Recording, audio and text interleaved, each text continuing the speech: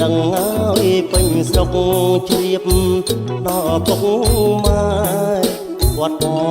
នឹងដែរថាអូនស្នេហ៍បងថាអូនស្នេហ៍បងអើយបងជាទីគេស្នេហ៍អូនអត់ធ្វើអ្វីរំដួលហើយដីថ្មីទាំងក្ដីណាកូនឡងទាំងក្ដីណាកូនឡងកុំភ្លេចហើយដីចាំងខ្មាស់គេនួនល្អអូនព្រួយតែបងមិនស្មោកក៏នឹងស្រីអើយនឹងស្រីបងអើយកុំគួរចាំដល់អពេលនឹងគង់តែបងដឹងចិត្តអូនទេថ្លៃចិត្តអូនទេថ្លៃឃ្លាតកាយអើយណាយចិត្តបងអត់សង្ស័យខ្លាចតែម្ដាយស្រីមិនពេញចិត្តនឹងបង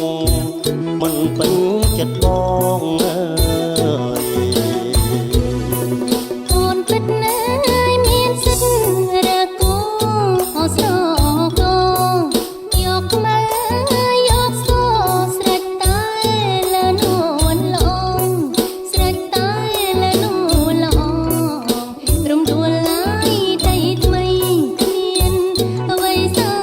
មកអូនត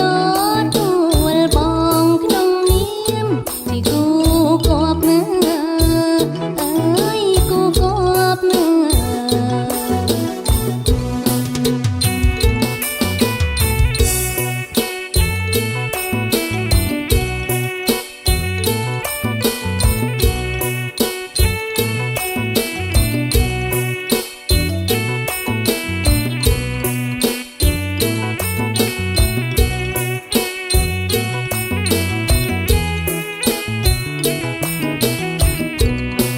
បងអើយកុំគួរចាំដល់ពេលនឹងគង់តែ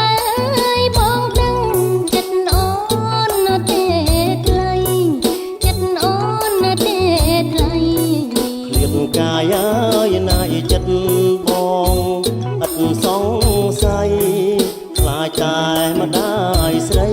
មិនពេញចិត្តនឹងបងមិនពេញចិត្តបងអើយអូនពិតណាស់មានសិទ្ធិរកគូអស្រកយកមកយកសស្រេចតែលនួនល្អស្រេចតែលនួនល្អរំដួលឡើយដីថ្មីគ្មានអ្វីសើមកអូនតទួលបងក្នុងនាមជាគូគប់ណាអើយគូគប់ណា